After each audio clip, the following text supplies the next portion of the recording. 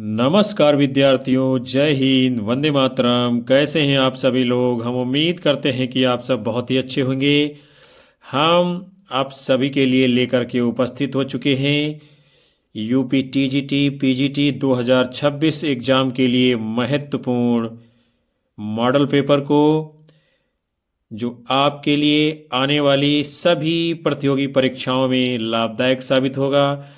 एक बार आप सभी लोग सेशन को लाइक कमेंट कर शेयर कर दीजिए। हमारे चैनल के ऊपर पहली बार आए हो तो सब्सक्राइब कर लीजिए, बेल आइकन दबा लीजिए, जिससे आने वाली कक्षाओं का नोटिफिकेशन आप तक आसानी से पहुंचता रहेगा। और ये सेशन आप सभी के लिए बहुत ही खास होने वाला है, जो आपकी समस्त परीक्षाओं में महत्वपूर्ण भूमिका निभाएगा। तो चलिए हम शुरुआत करते हैं आज के पहले प्रश्न के साथ में। पौमचर्यु किसकी रचना है? अब्दुल रहमान, विद्यापति, स्वयंभू, चंद्रवरदाई। किसकी रचना है पौमचर्यु? तो आपका जवाब होगा विकल्प सी, स्वयंभू की रचना है पौमचर्यु। अगला प्रश्न है, गोस्वामी तुलसीदास की रचना कवितावली किस भाषा में है? अवधी, ब्रजभाषा, मैथिली, बुंदेली। तो गोस्वामी तुलसीदास जी की रचना कवितावली ये किस भाषा में है? आपका जवाब होगा ब्रजभाषा में। अगला है, खड़ी बोली के लिए सुनीत कुमार चटर्जी ने किस शब्द का प्रयोग किया? जनपदी हिंदुस्तानी, वर्नाक्यूलर हिंदुस्तानी, कौरवी रेखता। तो खड़ी बोली के लिए सुनीत कुमार चटर्जी जी ने किस शब्द का प्रयोग किया है? तो आपका जवाब होगा विकल्प ए, जनपदीय हिंदुस्तानी। आगे बढ़ेंगे। अगला प्रश्न है, सूफी प्रेमाख्यानक काव्य परंपरा में आराध्य को प्रायः किस रूप में देखा गया है? गुरु के रूप में, प्रेमी के रूप में, सखा के रूप में, प्रेमिका के रूप में। तो सूफी प्रेमाख्यानक काव्य परंपरा में आराध्य को सामान्यतया किस रूप में देखा गया है? प्रेमिका के रूप में। अगला है, छायावाद को स्थूल के प्रति सूक्ष्म का विद्रोह किसने कहा है? सुमित्रानंदन पंत, डॉक्टर नगेंद्र रामचंद्र शुक्ल, जयशंकर प्रसाद। छायावाद को स्थूल के प्रति सूक्ष्म का विद्रोह किसने कहा है? डॉक्टर नगेंद्र जी ने। अगला प्रश्न है, निम्नलिखित में से कौन मिश्र बंधुओं में शामिल नहीं है? कृष्ण बिहारी मिश्र, श्याम बिहारी मिश्र, गणेश बिहारी मिश्र, सुखदेव बिहारी मिश्र। कौन इसमें नहीं है मिश्र बंधुओं में? तो आपका जवाब क्या होगा? विकल्प ए, कृष्ण बिहारी मिश्र नहीं है। श्याम बिहारी मिश्र, गणेश बिहारी मिश्र, सुखदेव बिहारी मिश्र, ये तीनों लोग मिश्र बंधुओं में गिने जाते हैं। अगला है, रस गंगाधर के रचयिता हैं? अभिनव गुप्त, दंडी, पंडित राज जगन्नाथ, आचार्य विश्वनाथ। रस गंगाधर के रचयिता कौन हैं? तो आपका उत्तर होगा विकल्प सी, पंडित राज जगन्नाथ जी। अगला है, निम्नलिखित में से कौन तार सप्तक के कवि नहीं हैं? शमशेर बहादुर सिंह, गिरजा कुमार माथुर, मुक्तिबोध, प्रभाकर माचवे। तो इनमें से कौन नहीं है तार सप्तक में? शमशेर बहादुर सिंह और गिरजा कुमार माथुर, मुक्तिबोध, प्रभाकर माचवे, ये लोग तार सप्तक में हैं। और शमशेर बहादुर सिंह ये जो है दूसरे सप्तक के कवि हैं। अगला है, शिवपालगंज किस उपन्यास से संबंधित है? विश्रामपुर का संत, राग दरबारी, आधा गांव, मैला आंचल। शिवपालगंज किस उपन्यास से संबंधित है? तो आपका उत्तर होगा राग दरबारी।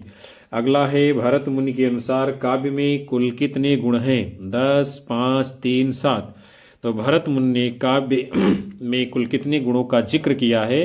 तो आपका जवाब होगा विकल्प ए, यानी 10 गुण माने हैं भरत मुनि जी ने। अगला है, हिंदी वर्णमाला में आ और आह क्या हैं? स्वर, व्यंजन, अयोगवाह, संयुक्ताक्षर। तो हिंदी वर्णमाला में आ और आह को क्या कहा जाता है? आप लोग जानते हैं, अयोगवाह उसे कहते हैं। अगला है, अंधा युग किस नाट्य विधा के अंतर्गत आता है? गीत नाट्य, नाटक, रूपक, प्रहसन। तो अंधा युग ये क्या है?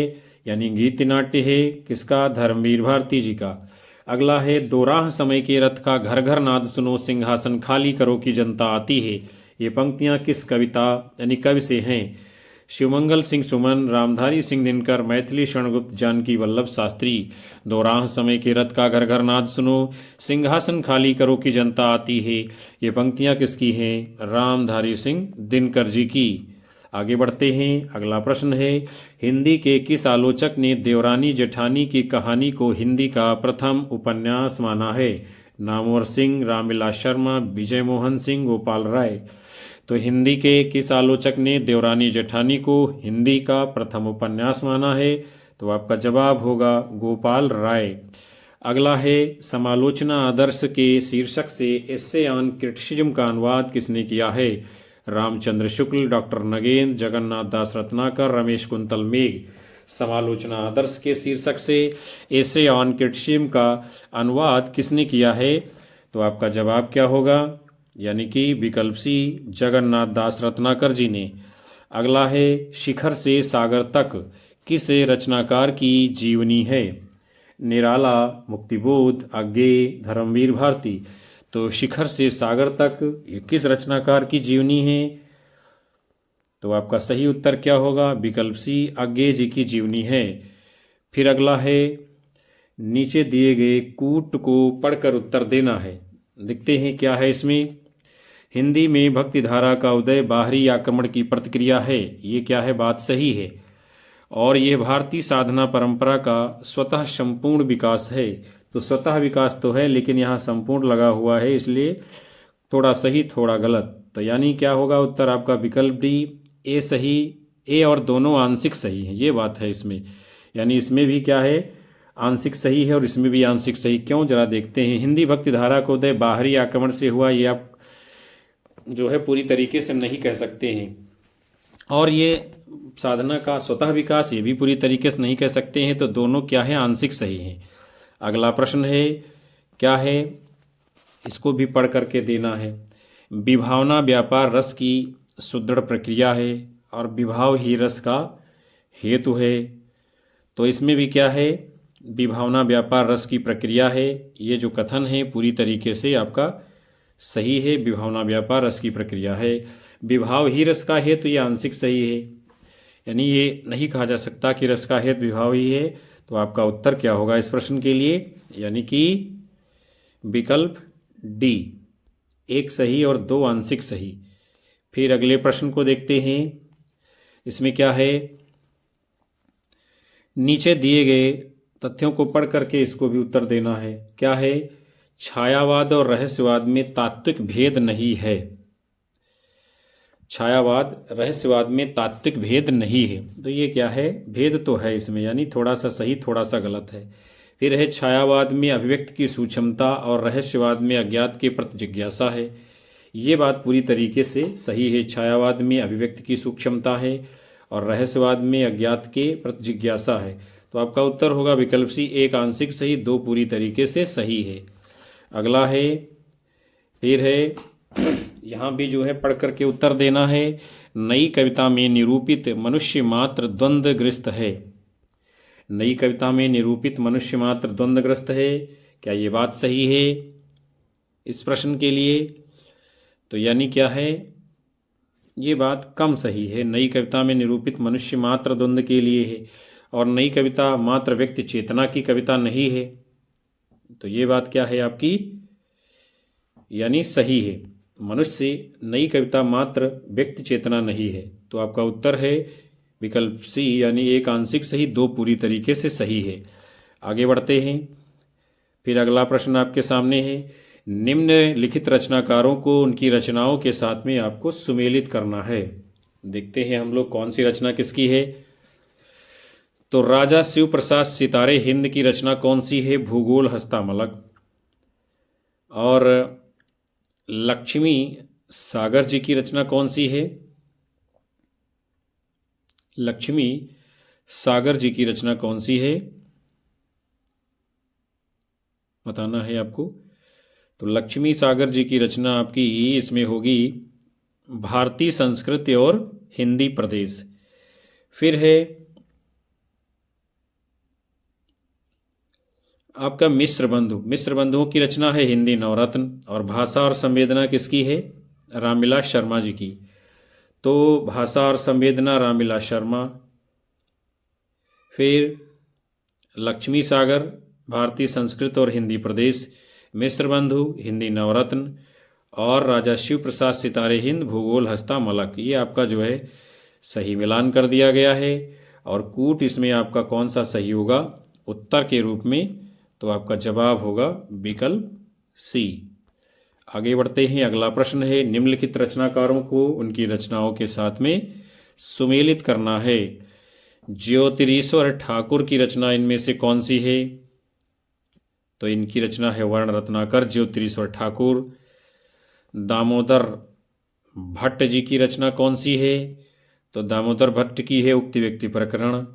फिर नरपत नाल्ल जी की रचना कौन सी है? तो बीसल देवरासो नरपत नाल्ल की है। और रोड़ा कवि की रचना है राउलवेल। ये आपका सही मिलान कर दिया गया है। और कूट आपका कौन सा सही होगा इस प्रश्न के लिए?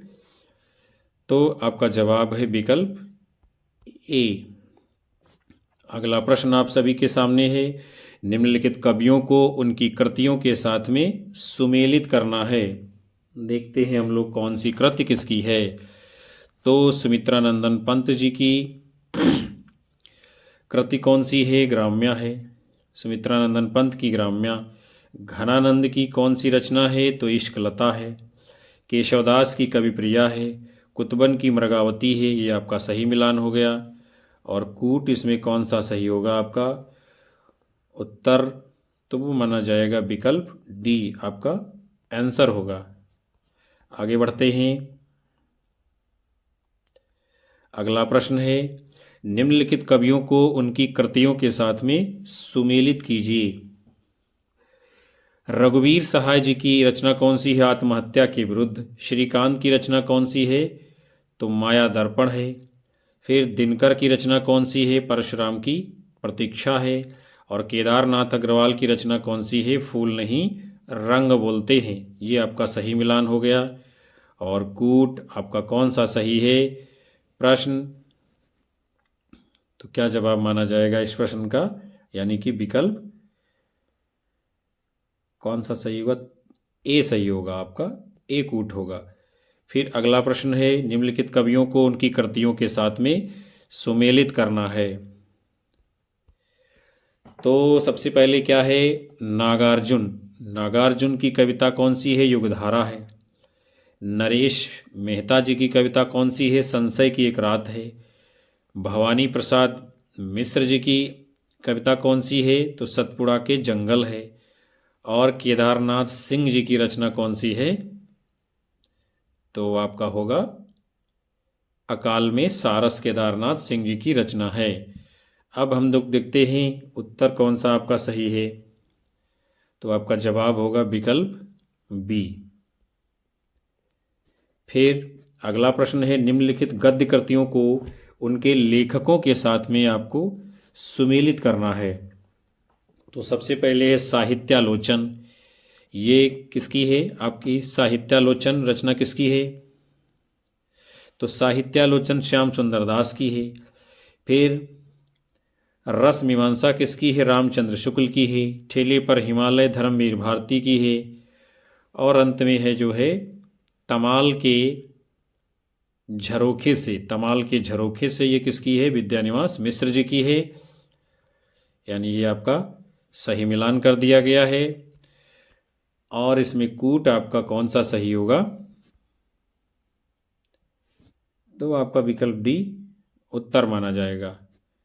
फिर अगला प्रश्न है, निम्नलिखित कथाकारों को उनकी कृतियों के साथ में सुमेलित कीजिए। सुमेलित करना है, मिलान करना है। देखते हैं हम लोग, क्वेश्चन नंबर 36 आपके सामने है। तो कृष्णा सोपती जी की रचना कौन सी है? बताना है आप लोगों को, कृष्णा सोपती जी की रचना कौन सी है। तो कृष्णा सोपती की रचना है समय सरगम। श्रीलाल शुक्ल की रचना है विश्रामपुर का संत। राही मासूम रजा की रचना है कौन सी है? राही मासूम रजा की टोपी शुक्ला। और कमलेश्वर की रचना है कितने पाकिस्तान। ये आपका जो है सही मिलान कर दिया गया है। और कूट आपका कौन सा सही होगा इस प्रश्न के लिए? तो आपका जवाब माना जाएगा विकल्प ए। आगे बढ़ते हैं, अगला प्रश्न है, निम्नलिखित कहानीकारों को उनकी कहानियों के साथ में सुमेलित करना है। चंद्रधर शर्मा गुलेरी जी की कहानी कौन सी है? बुद्धू का कांटा। रामचंद्र शुक्ल की कहानी है 11 वर्ष का समय। यशपाल की कहानी कौन सी है? पर्दा। और अमरकांत जी की कहानी कौन सी है? तो वो है आपकी दोपहर का भोजन अमरकांत। ये हुआ मिलान। और आपका उत्तर कौन सा सही है इस प्रश्न के लिए? तो वो हो जाएगा विकल्प सी। अगला प्रश्न आप सभी के सामने है। निम्नलिखित कहानीकारों को उनकी कहानियों के साथ में सुमेलित करना है। तो निर्मल वर्मा की कहानी कौन सी है? लंदन की एक रात। मार्कंडेय की कहानी कौन सी है इनमें से? तो मार्कंडेय की कहानी कौन सी है? हंसा जाए अकेला। फिर शिवमूर्ति जी हैं, शिवमूर्ति की कहानी कौन सी है? कसाई बड़ा है। और शेखर जोशी की कहानी कौन सी है? कोसी का घटवार शेखर जोशी। तो ये आपका मिलान हो गया। और उत्तर कौन सा सही है आपका कूट के रूप में? तो वो जवाब होगा आपका विकल्प सी। फिर अगला प्रश्न आपके सामने है। निम्नलिखित पंक्तियों के साथ में कवियों को सुमेलित करना है, मिलान करना है। कौन सी पंक्ति किसकी है? देखते हैं हम लोग कौन सी पंक्ति किसकी है। ज्यों ज्यों निहारिये नेरे हुई नैनन, किसकी है पंक्ति? ज्यों ज्यों निहारिये नेरे हुई नैनन। तो ज्यों ज्यों निहारिये नेरे हुई नैनन ये किसकी है? मतिराम जी की पंक्ति है। फिर है अगली, ऊंचे घोर मंदिर के अंदर रहन वारी। ऊंचे घोर मंदिर के अंदर रहन वारी। तो ये पंक्ति किसकी है? भूषण जी की है। फिर है नैन नचाए कहो मुस्काए लला फिर आइयो खेलन होरी। ये किसकी पंक्ति है? नैन नचाए कहो मुस्काए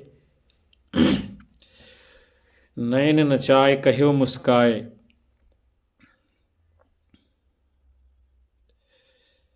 तो ये आपकी हो जाएगी नैन नचाए कहो मुस्काए लला फिराइयो खेरन होरी।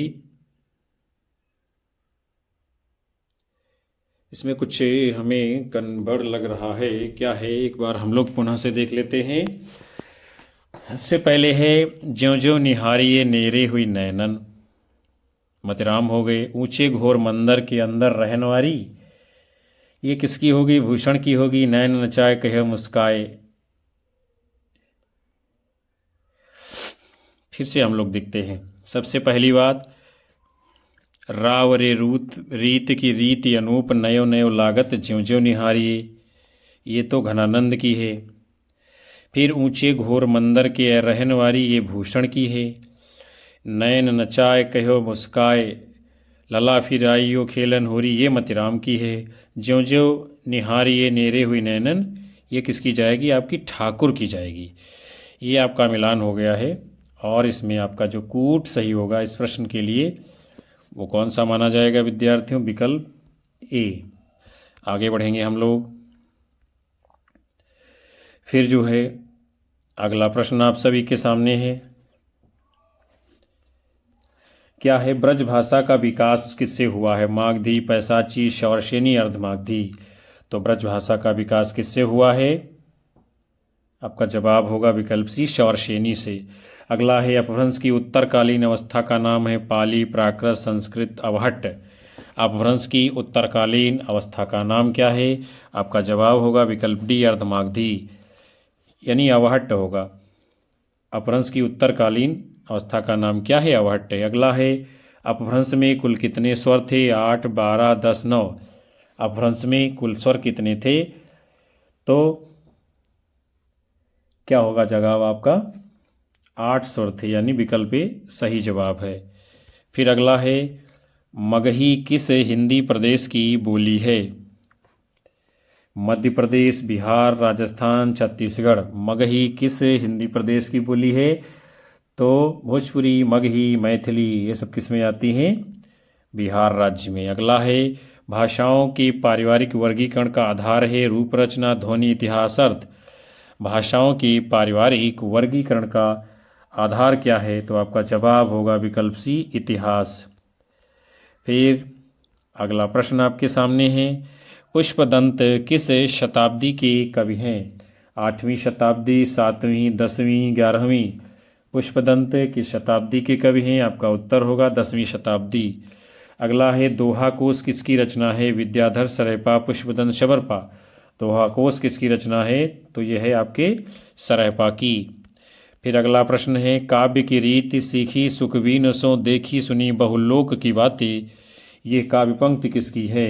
केशवदास, मतिराम, पद्माकर, भिखारी दास? काव्य की रीति सीखी सुखबीन सो देखी सुनी बहुनेह की बातें, ये पंक्ति किसकी है? यानी कि भिखारी दास की। फिर अगला है हरि रस पिया जानिए जे कब होना जाए खुमार, मैं मनता घूमत फिरे ना ही तन की सार? पंक्तियां किसकी हैं? सूरदास, कबीरदास, रसखानंद दास? किसकी है ये काव्य पंक्तियां? हरि रस पिया जानिए जे कब होना जाए खुमार। तो ये काव्य पंक्तियां किसकी हैं आपको बताना है। सही जवाब क्या होगा आपका? तो उत्तर होगा विकल्प बी, यानी कि कबीरदास की पंक्तियां हैं। फिर अगला प्रश्न आप सभी के सामने, देव कवि की रचना है, बताना है कौन सी है। काव्य निर्णय, रसराज, श्रृंगार निर्णय, भाव विलास? देव कवि की रचना इनमें से कौन सी है? भाव विलास। फिर अगला है साहित्य लहरी के रचनाकार, तुलसीदास, सूरदास, कृष्णदास, सुंदरदास? साहित्य लहरी किसकी रचना है? तो आपका जवाब होगा विकल्प बी, सूरदास। फिर है अष्टछाप की स्थापना किसने की? विठलनाथ, वल्लभाचार्य, सूरदास, रामानंद? अष्टछाप की स्थापना किसने की है? तो आपका जवाब क्या होगा? वल्लभाचार्य के पुत्र गोस्वामी विठलनाथ, यानी ए जवाब सही है। फिर है सखी संप्रदाय के संस्थापक हैं हितहरिवंश, वल्लभाचार्य, स्वामी हरदास, मध्वाचार्य?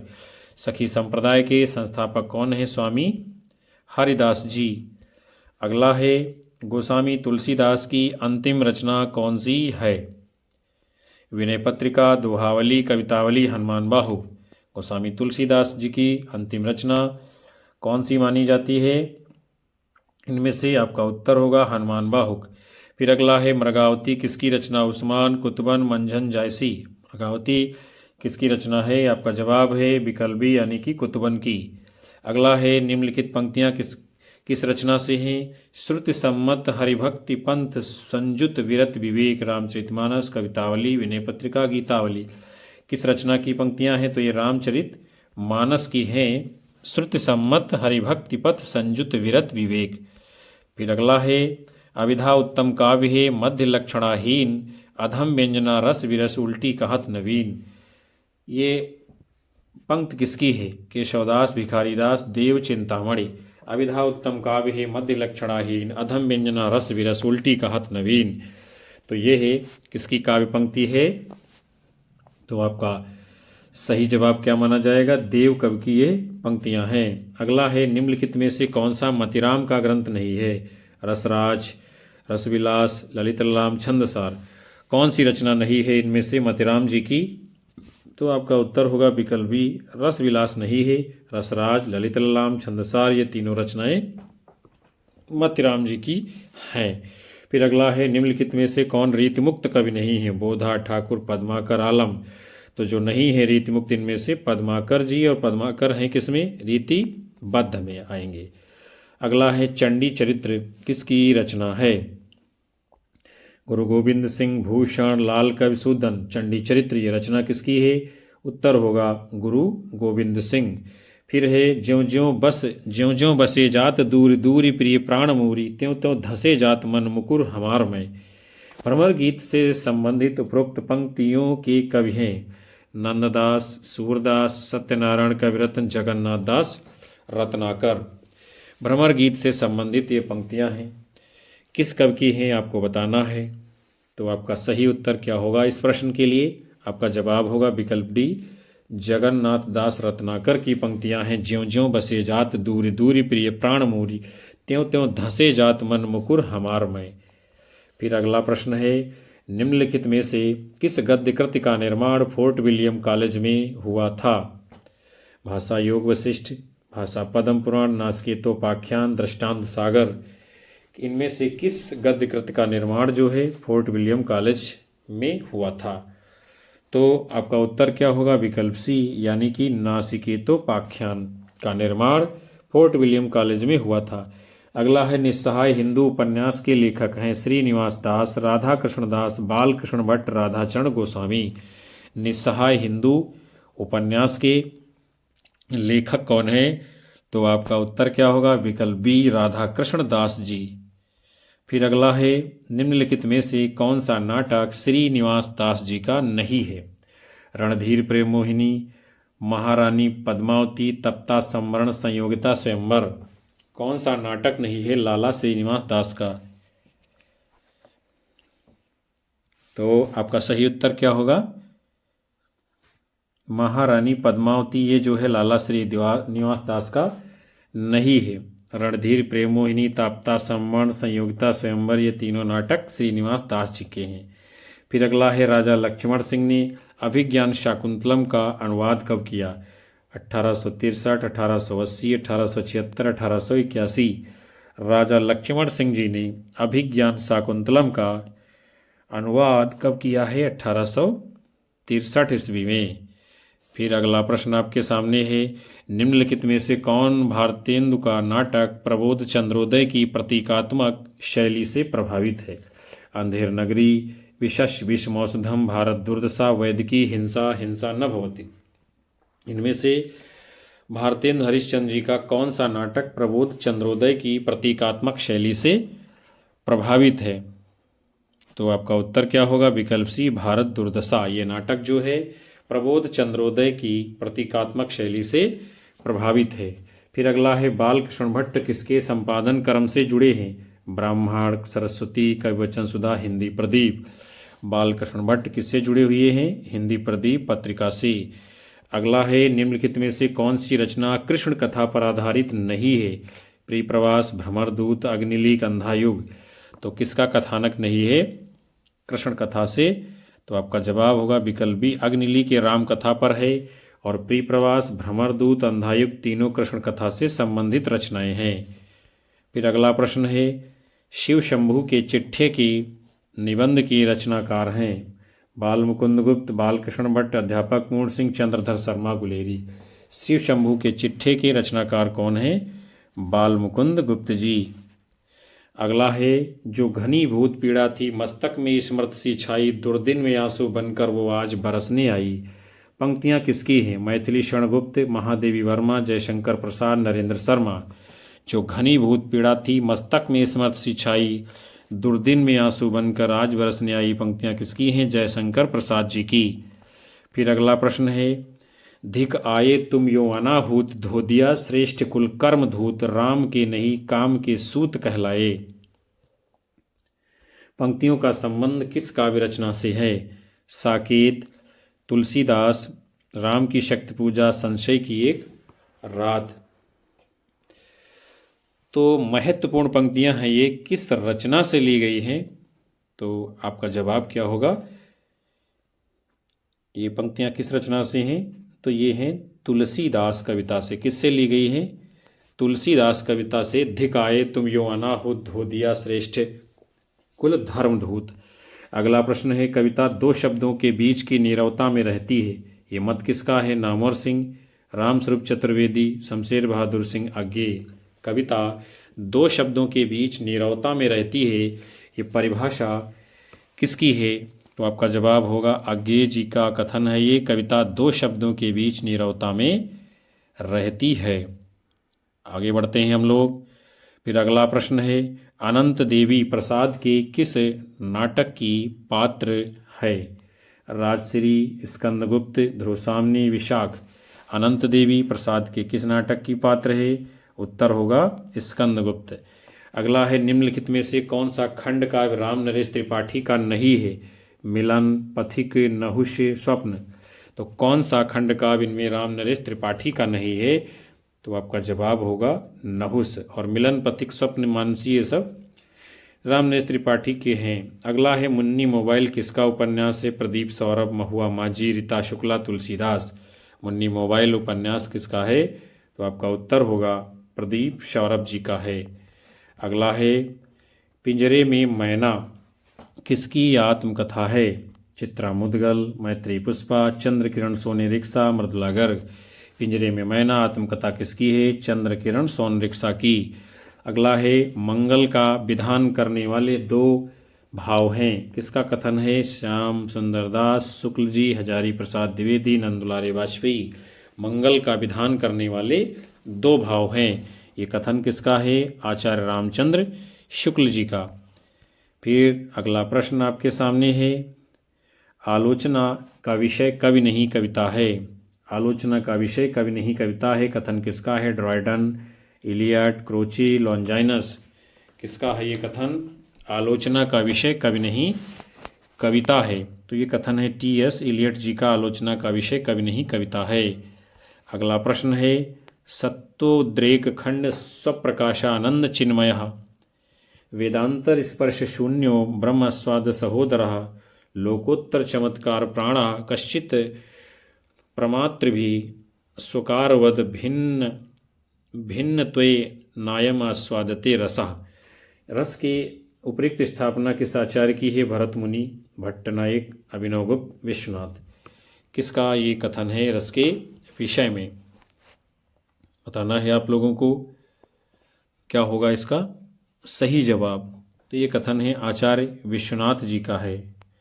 विश्वनाथ जी कहते हैं, सत्तोद्रेकाद खंड स्वप्रकाशानंद चिन्मय, वेदांतर स्पर्श शून्यो ब्रह्मास्वाद सहोदरा। आगे बढ़ेंगे हम लोग।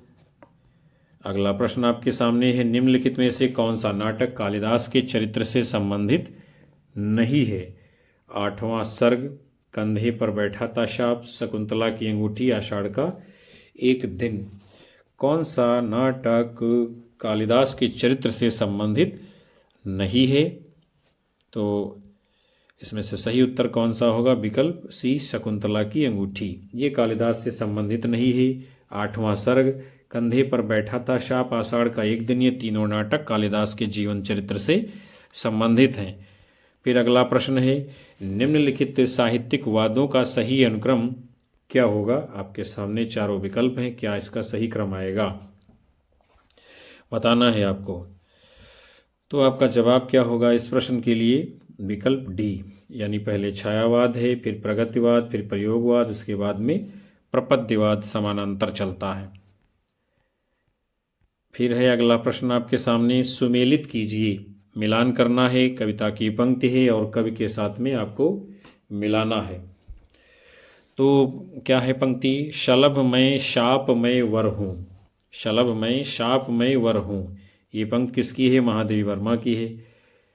फिर है दुख ही जीवन की कथा रही, ये पंक्ति किसकी है? निराला जी की है। वियोगी होगा पहला कवि, पंक्ति ये पंत की है।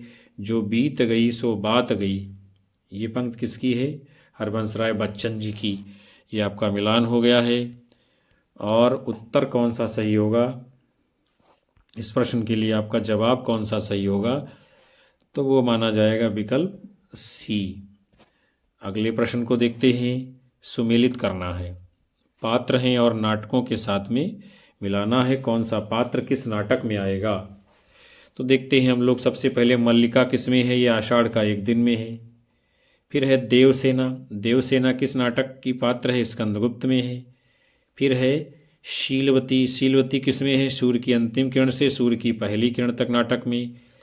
फिर है शर्मिष्ठा, शर्मिष्ठा ये किस नाटक की पात्र है? देहांतर की। तो ये आपका मिलान हो गया है। और देखते हैं हम लोग कूट कौन सा आपका उत्तर के रूप में सही है। तो वो आपका जवाब होगा विकल्प सी। आगे बढ़ते हैं। अगला प्रश्न है, सुमेलित करना है। उपन्यास हैं और उसके लेखकों के साथ में आपको मिलाना है। तो सबसे पहले है रतिनाथ की चाची। ये उपन्यास किसका है? रतिनाथ की चाची नागार्जुन जी का है। परती परिकथा उपन्यास किसका है? फणीश्वर नाथ रेणु का है। कब तक पुकारू उपन्यास किसका है? रांगे राघव का है। पानी के प्राचीर उपन्यास किसका है? रामदरस मिश्र जी का है। तो ये आपका हुआ मिलान। और कौन सा कूट सही है इस प्रश्न के लिए? तो वो जवाब है आपका विकल्प डी। अगला प्रश्न आपके सामने है, सुमेलित कीजिए। कवि हैं और उनकी कृतियां हैं, मिलाना है कौन सी कृति किसकी है। तो सबसे पहले है चिंतामणि, चिंतामणि जी की जो है रचना कौन सी है बताना है आपको। चिंतामणि जी की रचना कौन सी है? तो चिंतामणि की है कविकुल कल्पतरु, आप सब जानते हो। फिर है मतिराम जी। मतिराम जी की रचना कौन सी है? तो मतिराम की रचना का नाम है वृत्त कौमुदी। फिर है भूषण जी। भूषण की रचना का नाम क्या है? छत्रसाल दशक। और बोधा कवि की रचना का नाम क्या है? तो बोधा की रचना है विरह वारिश। ये मिलान कर दिया गया। और उत्तर कौन सा सही है आपका कूट के रूप में? तो वो आपका जवाब माना जाएगा विकल्प बी। फिर अगला प्रश्न आपके सामने है, आचार्य हैं और उनके सिद्धांतों के साथ में मिलान करना है। कौन सा आचार्य किस सिद्धांत के अंतर्गत आएगा? तो वल्लभाचार्य हैं। वल्लभाचार्य आपके जो है ये किस में आएंगे? ये शुद्धाद्वैतवाद में आएंगे।